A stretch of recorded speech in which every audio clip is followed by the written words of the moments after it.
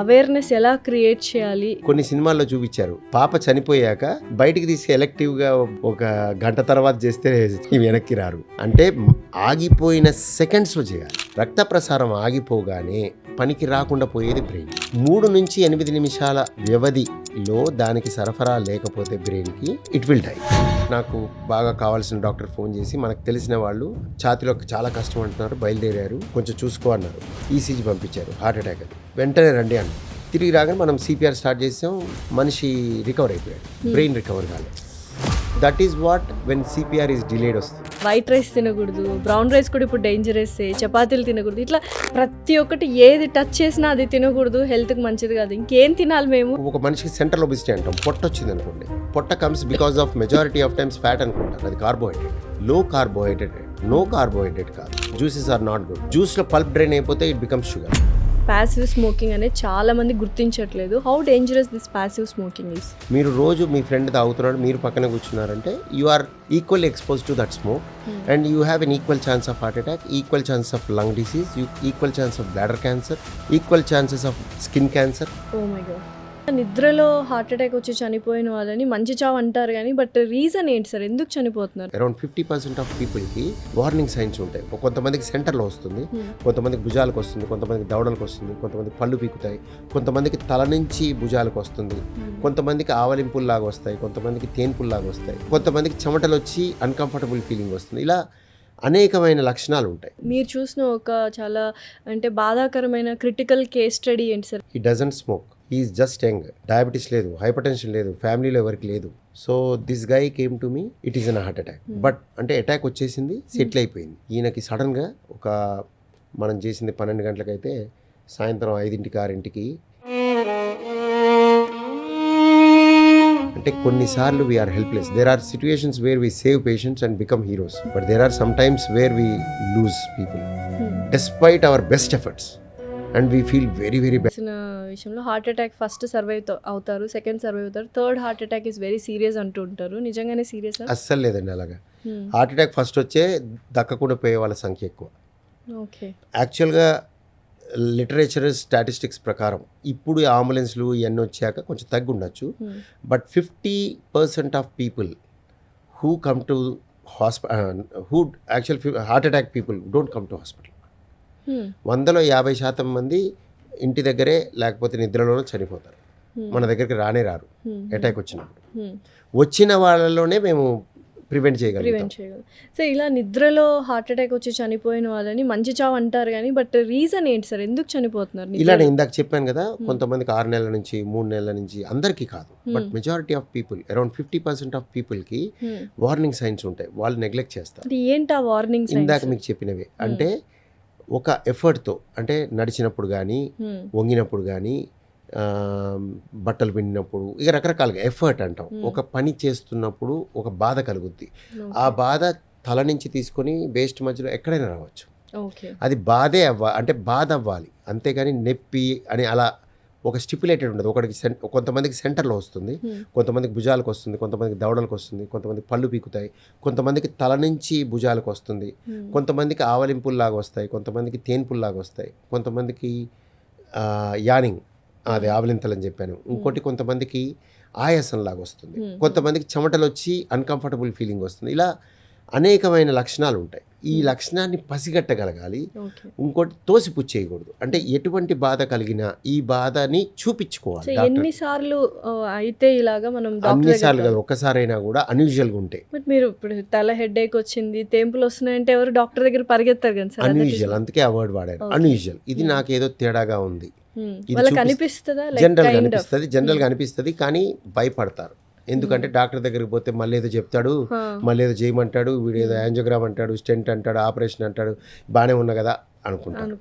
అది చాలా మోస్ట్ కామన్గా జరిగే.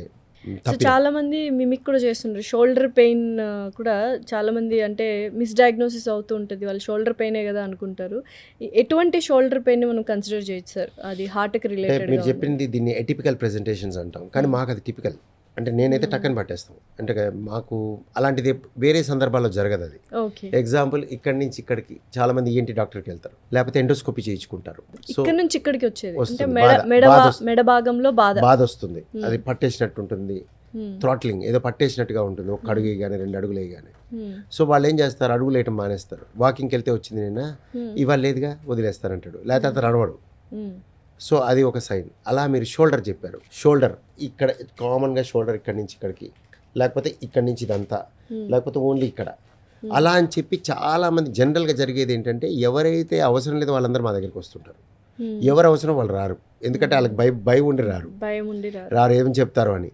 ఎవరికైతే అవసరం లేదో అదంతా జనరల్గా బ్రెకాలజీ అంటాం. అంటే చాలా మంది మా దగ్గరికి వచ్చేవాళ్ళు న్యూరో ఫిజిషియన్ కలవాల్సిన వాళ్ళు, లేకపోతే ఆర్థోపెడిషియన్ కలవాల్సిన వాళ్ళు.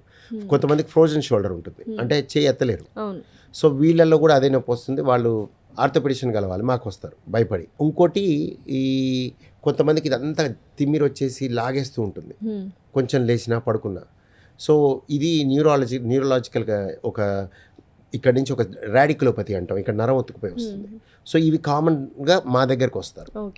యాక్చువల్గా గుండె ప్రాబ్లం ఉన్న వాళ్ళు రివర్స్లో అక్కడికి పోతుంటారు. సో వాళ్ళు ఎడ్యుకేట్ చేసి మాకు పంపిస్తూ ఉంటారు చాలాసార్లు. కొన్నిసార్లు ఎవరి దగ్గరికి పోకపోతే మనం ఏం చేయలేం.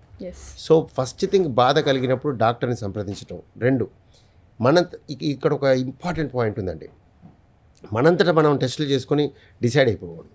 మన ఇండియాలో ఇది ఒక ప్రాబ్లం ఉంది, టెస్టులు మనమే ఆర్డర్ చేసుకోవచ్చు. ప్రపంచ దేశాల్లో ఎక్కడ నీ టెస్ట్ నువ్వు ఆర్డర్ చేసుకోలేవు. ప్రిస్క్రిప్షన్ లేకుండా, డాక్టర్ ప్రిస్క్రిప్షన్ కాదండి, you can't order your test round the world. ఎందుకంటే ఏ టెస్ట్ చేయాలో మీకు ఎలా తెలుస్తుంది? Authorize doctor should advise it. So ఇక్కడ ప్రాబ్లం ఏమవుద్దంటే వీళ్ళు టెస్టులు చేసుకుంటారు. వీళ్ళు ఏమంటారు, కొంతమంది నా దగ్గరకు వచ్చి నన్ను అడుగుతారు మళ్ళీ, టెస్ట్లు అన్నీ బాగున్నాయి మొన్న అంటే, మీరు ఏం చేసుకున్నారు? అది నేను చెప్పానా? చెప్పలేదు. అందులో పట్టుకుంటావా? పట్టుకోలేవు. మీరు అసలైన టెస్ట్ చేసుకోవాలి, ఆ టెస్ట్ మీకు తెలియదు. ఏదో ఒకళ్ళకి నేను ఈసీజీ మాత్రమే చేస్తాను, ఒకళ్ళకి అసలు టెస్టే చేయను, నేను మాటలతోనే పట్టుకుంటాను. పాత రోజుల్లో నాడి పట్టుకొని చెప్పారంటారు, నాడి పట్టుకొని చెప్పరు, మాట్లాడి చెప్తారు. నేను నాడి పట్టుకొని మాట్లాడుతుంటా కదా. ఇప్పుడు అదే గొడ్డో బర్రె అనుకోండి, మనం మాట్లాడలేము, వెటర్నరీ డాక్టర్ ఆయన పట్టుకొని చెప్తాడు, మేము మాత్రం మాట్లాడి చెప్తాం. అంటే we talk to the patient. History taking అంటాం. History taking is an art actually. అంటే ఒక మనిషితో మాట్లాడి రాబట్టడం, ఇన్ఫర్మేషన్ రాబట్టడం అనేది అదొక చాకచక్యం. అది మీకు చాకచక్యత ఉండాలి, ప్లస్ మీ ట్రైనింగ్ ఉండాలి. ఈ 2 అయిన రోజున మీరు 80% ఆఫ్ పీపుల్లో మీరు డయాగ్నోసిస్ పికప్ చేస్తారు. ఈ హిస్టరీ అండ్ ఎగ్జామినేషన్ కలిపితే 90% మందిని పికప్ చేస్తాం. నీకు అవసరమైన టెస్ట్ ఒక్కటి చేసి చెప్పగలుగుతాం మెజారిటీ ఆఫ్ టైమ్స్, ఇది కాదు ఇది అవునని. This is how diagnosis is made. వీళ్ళల్లో నేను ఇందాక మీరు చెప్పిన ప్రకారం కొంతమంది ఏం చేస్తారు, ఈ నొప్పి వస్తుంది, ఒక చోటుకు పోయి హెల్త్ చెక్ అని చేసుకుంటారు. ఆ హెల్త్ చెక్లో ఏది చేస్తున్నాడు, ఎందుకు చేస్తున్నాడు, అది అవసరమా కాదా? ప్రమాదకరమైన పరీక్షలు ఉంటాయి కొన్ని. గుండెపోటు వస్తూ ఉండగానే పోయి ట్రెడ్మిల్ టెస్ట్ చేస్తే ప్రాణం పోతుంది చేసినప్పుడు, అది చేయకూడదు. అలా కూడా చేసిన వాళ్ళు ఉన్నారు. సార్ అన్ఫార్చునేట్లీ ఇప్పుడు చాలా వీడియోస్లో చూస్తుంటాం, జిమ్ చేస్తుండగానే హార్ట్ అటాక్ వచ్చి చనిపోయిన అది ఇలాంటి సందర్భాలు నేను ఇప్పుడు చెప్పిన సందర్భం. చాలా మందికి విగరస్ ఎక్సర్సైజ్ కంటే కూడా ఆల్రెడీ గుండె జబ్బు ఉంటుంది, వాళ్ళు దాన్ని పట్టించుకోకపోవటం కానీ తెలుసుకోకపోవటం కానీ జరుగుతుంది. అంటే ఇగ్నరెన్స్, తెలియకపోవటం అన్నా అవ్వాలి, తెలిసి వదిలేయటం అన్నా అవ్వాలి. అండ్ కొంతమంది అసలు చెక్కే చేయించుకొని ఉండరు. నువ్వు when you are doing an extreme exercise, extreme effort, you have to definitely consult a cardiovascular physician, అంటే కార్డియాలజిస్ట్. సో ఏజ్ తర్వాత నుంచి మనం హార్ట్ టెస్ట్ అనేది చేయించుకుంటూ ఉండాలి రెగ్యులర్గా. అండ్ ఆ టెస్ట్ ఏంటి? అంటే టెస్ట్ కాదు ముఖ్యము, డాక్టర్ని సంప్రదించాలి. అది డాక్టర్ బాధ్యత ఏ టెస్ట్ చేయాలనేది. సో మీరు 20 years పైబడ్డ వాళ్ళు, ఫ్యామిలీ హిస్టరీ ఉంటే, ఫ్యామిలీలో ఎవరికైనా ఉంటే 20 to 30 వాళ్ళు కూడా కన్సల్ట్ అవ్వటం మంచిది. ఫ్యామిలీలో లేని వాళ్ళు, ఫ్యామిలీ హిస్టరీ లేదు, పెద్దగా ఏవి లేవు, బీపీ లేదు, షుగర్ లేదు, రిస్క్ ఫ్యాక్టర్స్ లేవు, వాళ్ళైతే 28 to ఆ పైన 30 నుంచి డాక్టర్ని సంప్రదించడం better. Any kind of extreme physical activity, marathon చేయాలి, హిమాలయాలు ఎక్కాలి, ఇలాంటి అనుకున్న వాళ్ళు మాత్రం ఎవరైనా కూడా డాక్టర్ని సంప్రదించడం మంచిది. సో మీ ఎక్స్పీరియన్స్లో ఎంతోమంది పేషెంట్స్ చూసుంటారు, మీరు చూసిన ఒక చాలా అంటే బాధాకరమైన క్రిటికల్ కేస్ స్టడీ ఏంటి సార్? యంగెస్ట్ పేషెంట్ హార్ట్ ప్రాబ్లంతో చనిపోయిన వాళ్ళు కానీ చాలా ప్రాబ్లం ఫేస్ చేశారండి. ఇప్పటికీ నాకు బాధగా ఉండేది ఒకటి ఉంటుంది. 22 year old, I think 22 year old నా క్లినిక్కి వచ్చారు, యాక్చువల్ ప్రైవేట్ క్లినిక్కి. సాయంత్రం 2 కపుల్ వచ్చారు. ఇద్దరు ఒక్కొక్క సాఫ్ట్వేర్ జాబ్ చేస్తారు కృష్ణనగర్ చుట్టూ. సో వాళ్ళు వస్తే ఆ అబ్బాయికి heart attack. He doesn't smoke, he is just young, he doesn't smoke, he doesn't take drugs. నాకు తెలిసిన ప్రకారం అప్పటికి డయాబెటీస్ లేదు, హైపర్ టెన్షన్ లేదు, ఫ్యామిలీలో ఎవరికి లేదు. నాన్న auto driver, in somewhere in Tamil Nadu. So this guy came to me and it is an heart attack, but settle down అంటే అటాక్ వచ్చేసింది, సెటిల్ అయిపోయింది, బాధ తగ్గిపోయింది. సో వై ఇట్ హ్యాపెండ్ అని మనం చూడటానికి పక్కన ఉన్న అమ్మాయి నాకు వైఫ్ అని చెప్పాడు. మనం అప్పుడు ఆమెకి ఎక్స్ప్లెయిన్ చేసాం, రేపు రండి అంటే హాస్పిటల్కి వచ్చారు. దిస్ ఇస్ అబౌట్ డెకేడ్ ఎగో. వస్తే మనం అతనికి యాంజియోగ్రామ్ చేయాలి అని చెప్పాం. యాంజియోగ్రఫీ చేసాం, 100% బ్లాక్ ఉంది. అది చివర్లో ఉంది, నాళం చివర్లో. మనం ఏం చేయక్కర్లేదమ్మా, మందులతోనే చేయాలి అంటే ఆమె భయపడిపోతూ ఉంది. మరి మీరు 100% అంటారు, ఏం చేయట్లేదని. అది పని అయిపోయిందమ్మా అంటే రక్తనాళం చివర్లో మూసుకుపోయింది. ఆ చివర అంటే ఇప్పుడు గోదావరి పని చేసేసి నీళ్ళలో కలిసే, అదే సముద్రంలో కలిసే చోటలాగా. So you need not do anything అంటే అది దట్స్ ఇట్. మెడిసిన్స్ తోనే బ్లాక్ క్లియర్ చేసుకోవాలి, క్లియర్ అవ్వదు, అలా ఉంటుంది, ఏమి చేయదు. ఓకే, సో అలా మనం చెప్పి అంతా అయిపోయింది, మనం రేపు డిశ్చార్జ్ చేస్తామని చెప్పాము. ఈయనకి సడన్గా మనం చేసింది 12 గంటలకైతే సాయంత్రం 5 6 సడన్గా ఆయనకి పెరాలసిస్ వచ్చింది. అంటే ఇటువంటి క్లాట్ బ్రెయిన్లో ఫామ్ అయింది. డెస్పైట్ మెడికేషన్స్, మందులు ఉన్నాయి, అన్నీ ఉన్నాయి.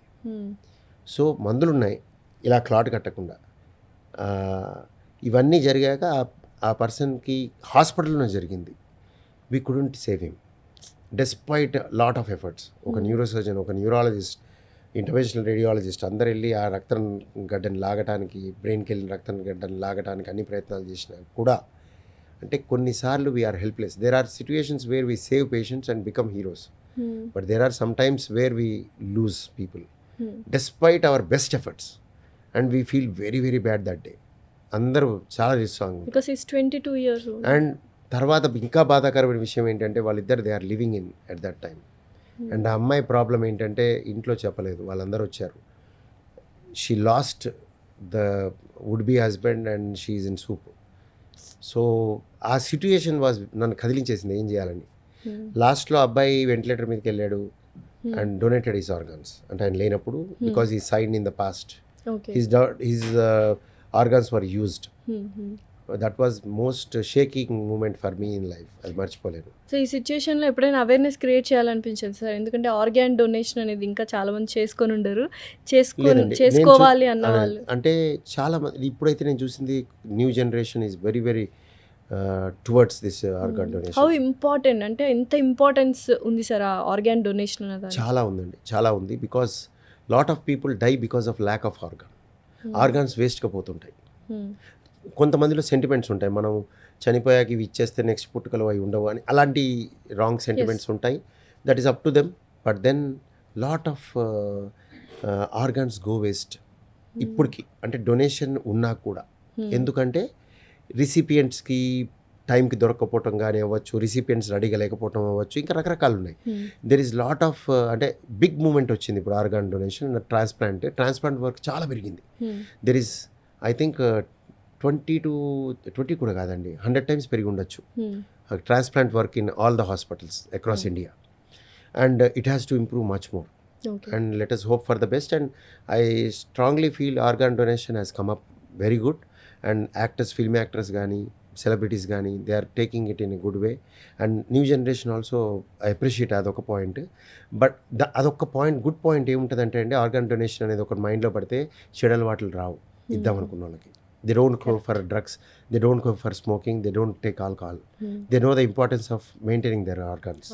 So that is one way good if somebody is thinking of organ donation. అయితే హార్ట్లో బ్లాకేజెస్ 20%, 30% ఇలా పర్సెంటేజెస్ చెప్తూ ఉంటారు కదా సార్, ఇది సైలెంట్ కండిషన్ బ్లాకేజ్ అనేది మనం తెలుసుకోవచ్చు? 100% సైలెంట్. చాలా 100 కాకపోయినా 90% దే ఆర్ సైలెంట్. అవి పూడిక స్లోగా పెరుగుతూ వస్తుంది. పూడిక అనేది స్లోగా పెరుగుతూ వస్తుంది. అంటే మీరు గోదావరిలో ఒక రాయి పడింది, పెద్ద బండరాయి. అలా బండరాయి రోజుకి ఒక 20-30 బండరాళ్ళు వేస్తున్నారు. ఎప్పటికి మూసుకుంటుంది అది? అడ్డు రాదు కదా, తెలియదు. అలా ఒక రోజున మొత్తం మూసుకునే పరిస్థితి రావచ్చు. So it is something like that. స్లోగా ప్లాక్ అంటాం అది. ఆ రాయి అన్నాను చూడండి, ప్లాక్. ఈ plaque keeps growing slowly over decade. Okay. So అందుకనే స్లోగా పెరిగినప్పుడు లక్షణాలు ఉంటాయి. అది క్రిటికాలిటీకి వచ్చాక కూడా ఉండవు. కొంతమంది క్రిటికల్ బ్లాక్స్ వేసుకొని తిరుమల కొండ ఎక్కిన వాళ్ళు ఉంటారు, మ్యారథాన్ కంప్లీట్ చేసిన వాళ్ళు ఉంటారు. ఓకే. కాబట్టి it is not the measure of disease. చాలామంది నేను ట్రెడ్మిల్ టెస్ట్ రాస్తే మొన్నే మేము తిరుమల కొండ ఎక్కి వచ్చామంటారు. అది కాదు, ఆ టెస్ట్ వేరు ఈ టెస్ట్ వేరు అని చాలా చెప్పాల్సి వస్తుంది.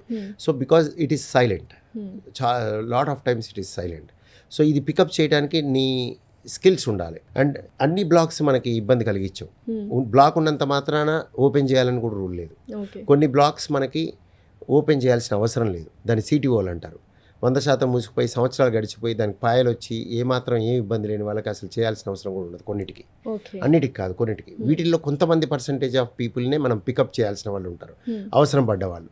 అలా కొన్ని బ్లాకులు చిన్న చిన్న పాయల్లో ఉంటాయి, వాటికి కూడా ఏం చేయాల్సిన అవసరం ఉండదు. కొన్ని బ్లాకులు మేజర్ నాళాలో ఉంటుంది, అన్నీ ఉంటాయి, చేయగలవు, అన్నీ కానీ ఉపయోగపడవు. అంటే దెబ్బతినిపోయిన గుండెకి అవి చేయటం దండగా. So it is not like mathematics. You have to put your brain in entirety and commitment అన్నీ ఇచ్చి కామన్ సెన్స్ ఉపయోగించి పేషెంట్తో డిస్కస్ చేసి అటెండెంట్స్తో డిస్కస్ చేసి సైన్స్ అప్లై చేసి నీ కామన్ సెన్స్ అప్లై చేసి you have to give a proper advice to the person. So పుట్టుకతోనే కొంతమంది గుండె జబ్బులతో పుడుతూ ఉంటారు కదా సార్, దానికి రీజన్స్ ఏంటి? ఎక్కడైనా పేరెంట్స్ కానీ హెరిడిటరీ కానీ లేకపోతే వీళ్ళకున్న అలవాట్లు కానీ ఏమైనా అవి రిస్క్ ఫ్యాక్టర్స్గా మారుతున్నాయా పుట్టిన పిల్లలకి? పుట్టిన పిల్లలకి రావటం అనేది కంజెనిటల్ హార్ట్ డిసీజ్ అండి.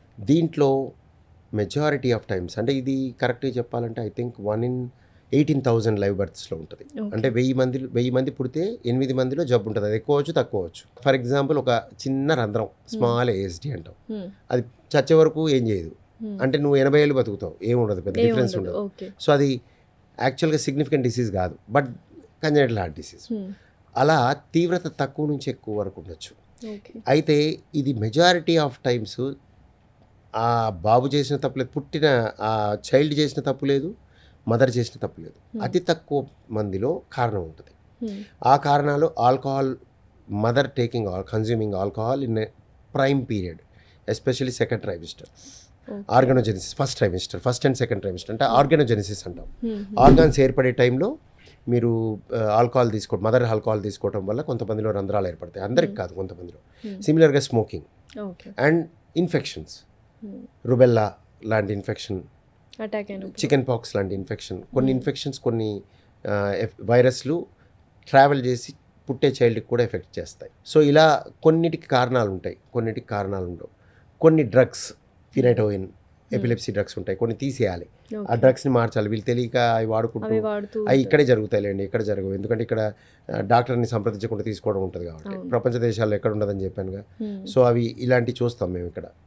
సో ఇవన్నీ కూడా పాసిబిలిటీస్ అండి. ఇప్పుడు ఈ హార్ట్ అటాక్ ఒక 10 minutes ముందు మనకు తెలిసే అవకాశం ఉందా? గుండెపోటు వచ్చినప్పుడు తెలిస్తే ఏం చెయ్యాలి? 10 minutes కాదండి, అప్పుడు 10 ఏళ్ళ ముందు కూడా తెలుస్తుంది.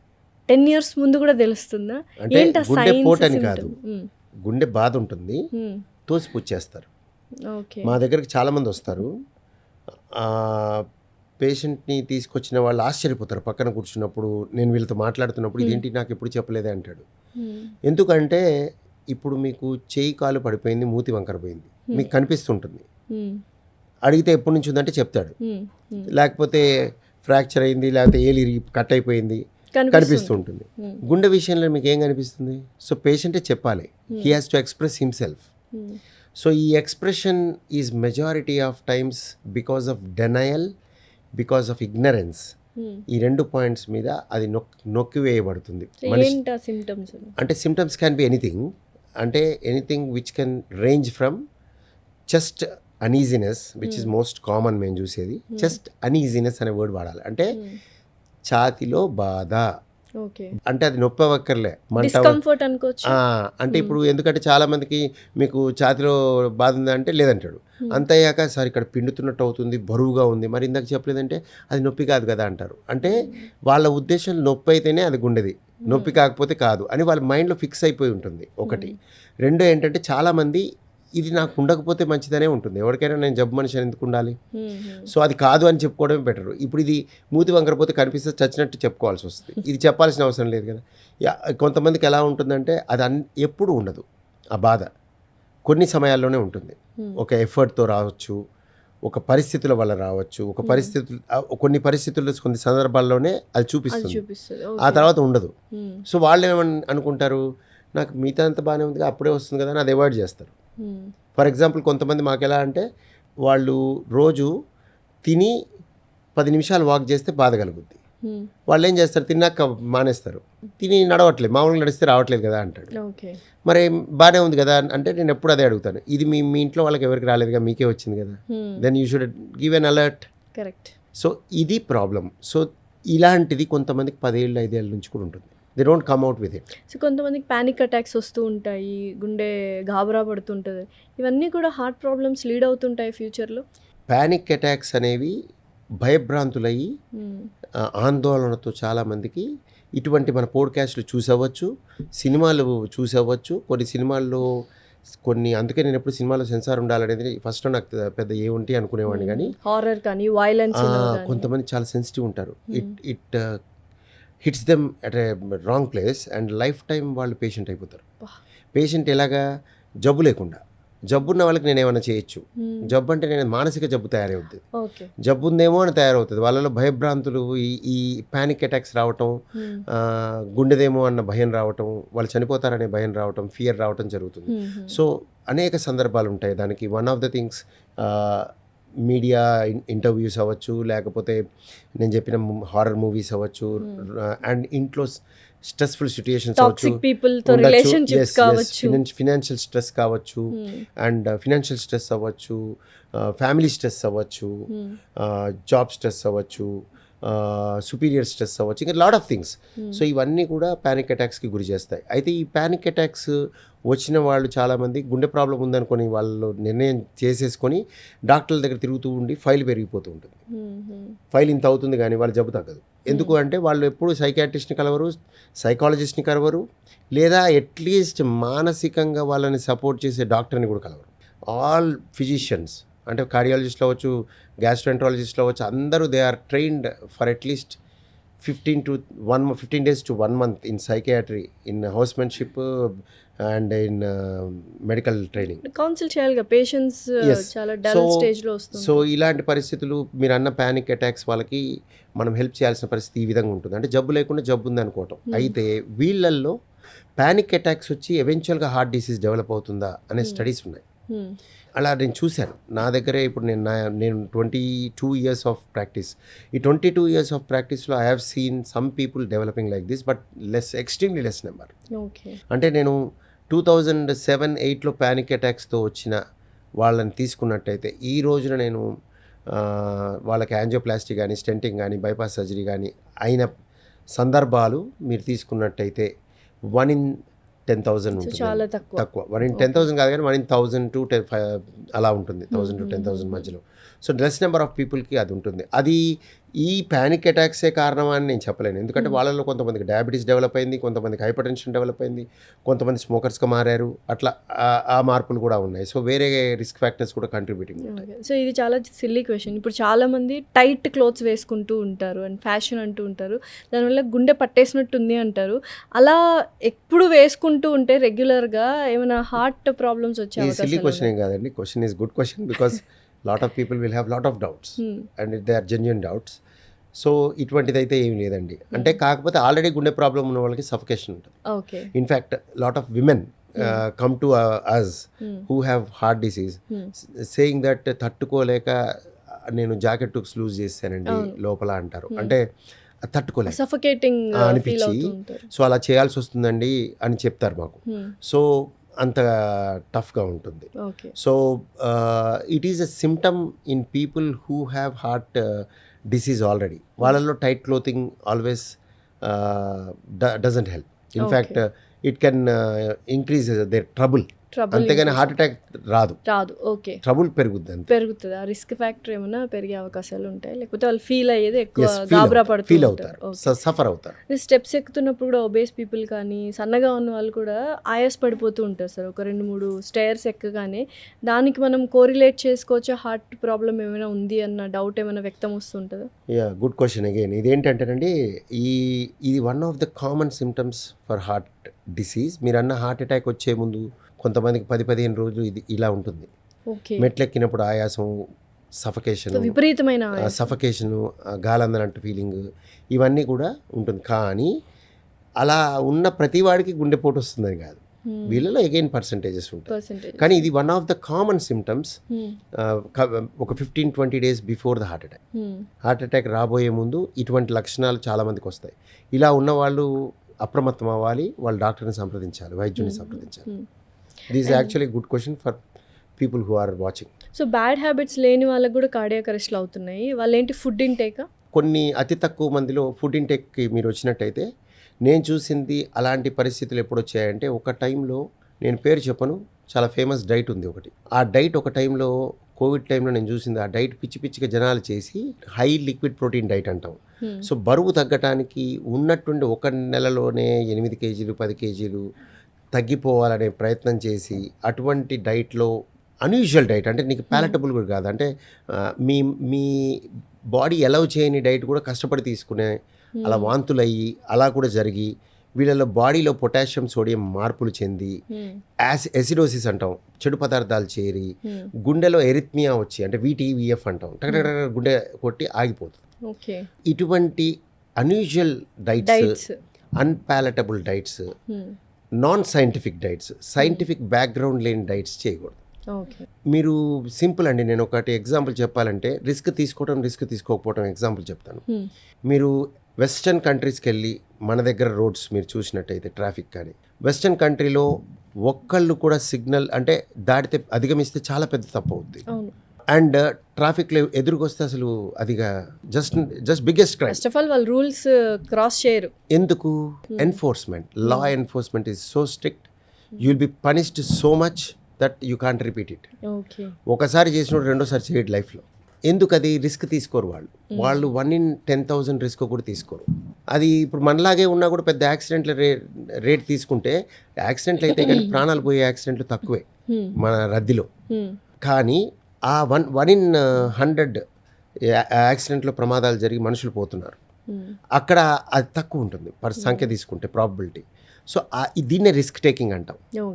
సో ఈ రిస్క్ అనేది, క్యాలిక్యులేటెడ్ రిస్క్ అనేది మనము తీసుకోకూడదు అనుకున్నప్పుడు మన జీవనశైలి కానీ, మన ఇప్పుడు నేను చెప్పిన పదార్థాలు తీసుకోవటం కానీ, ఇవన్నీ ఒక పద్ధతిగా ఉండాలి. అంటే స్మాలెస్ట్ రిస్క్ కూడా లైఫ్లో తీసుకోకూడదు అన్నప్పుడు మన డైట్ కానీ, మన ఈ డ్రగ్స్ కానీ, మన నికోటిన్ కానీ, ఎనీథింగ్ మనం తీసుకోకూడదు.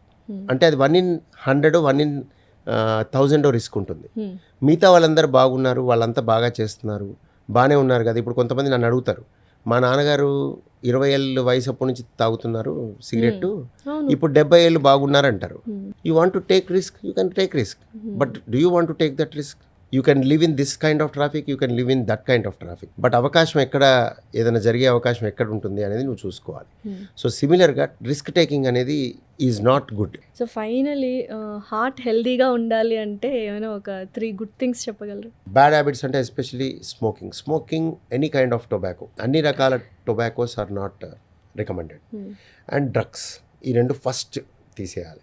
నెక్స్ట్ థింగ్ హెల్తీ ఫుడ్ తీసుకోవటం, ఇందాకే మనం మాట్లాడుకున్నాం. లో కార్బ్, గుడ్ ప్రోటీన్, లో fat, and of course little less salt. This and with good amount of fresh fruits, unprocessed foods, and పొట్ట చుట్టూ లావు ఉండకుండా ప్రయత్నం చేయటం, బెల్లీ ఫ్యాట్ లేకుండా చుట్టం, ఫిజికల్ యాక్టివిటీ, ఇన్యాక్టివిటీ, ఇది అన్ని పక్కకు పెడితే ఫిజికల్ ఇన్యాక్టివిటీ కూడా ఒక రిస్క్ ఫ్యాక్టర్. ఫిజికల్లీ యాక్టివ్ ఉండటం, ఇవన్నీ పక్కకు పెడితే మధుమేహము, రక్తపోటు, ఈ రెండు రాకుండా ప్రయత్నం చేయడానికి ఇందాక ఇవన్నీ చేస్తే అప్పుడప్పుడు రావు, వచ్చే ఉంటే పోస్ట్పోన్ అవుతాయి. వస్తే కనిపెట్టి వాటిని అదుపులో పెట్టుకోవటం. ఈరోజు నాకేం కాలేదు అనేది మైండ్లో పెట్టుకోవద్దు. ఇప్పుడు నాకేమైంది అనుకుంటారు కొంతమంది, ఏమో ఓవర్ రియాక్ట్ అవుతుంటారు, నన్ను ఏం చేస్తాయని. 2 రకాల వాళ్ళు ఉన్నారు, they should be in balance. So ఇవన్నీ, and good music, and look at your hobbies and stay happy, stress free. So ఇవన్నీ they help you to overcome heart ailments. First thing heart disease రాకుండా ప్రయత్నం, వస్తే వాటిని తట్టుకునే ప్రయత్నం, టైంకి వెళ్ళి డాక్టర్ని సంప్రదించడం, ఆ పైన దేవుడి మీద భారం. చివరిగా ఒక ప్రశ్న సార్, ఒబేస్గా ఉన్న వాళ్ళకంటే లావుగా ఉన్న వాళ్ళకి హార్ట్ ప్రాబ్లమ్స్ వస్తాయి, నేను సన్నగా ఉన్నాను, నాకు ఫిజికల్ యాక్టివిటీ అక్కర్లేదు, నాకేం గుండెపోటు రాదు అనుకునే వాళ్ళకి కూడా వస్తుందా? రావచ్చు. ఫిజికల్ ఇన్యాక్టివిటీస్ నేను చెప్పినట్టుగా ఒబెసిటీకి సంబంధం లేకుండా రిస్క్ ఫ్యాక్టర్. ఓకే, సన్నగా ఉన్న వాళ్ళకి కూడా గుండెపోటు వచ్చే అవకాశాలు ఉంటాయి ఫిజికల్గా ఇన్యాక్టివ్గా ఉంటాయి. Okay, thank you so much sir, thanks a lot.